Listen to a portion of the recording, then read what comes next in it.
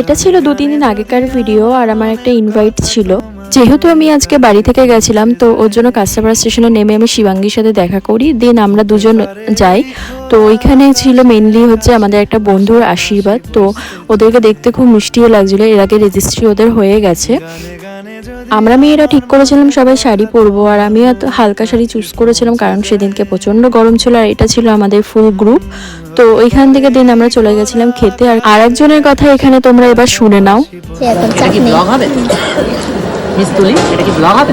তো আমি একটা কথা বলতে চাই, এই ব্লগটা যদি ভাইরাল হয় এর জন্য 50% টাকা আমার অ্যাকাউন্টে ওকে, ঠিক আছে? মাইন্ডেড।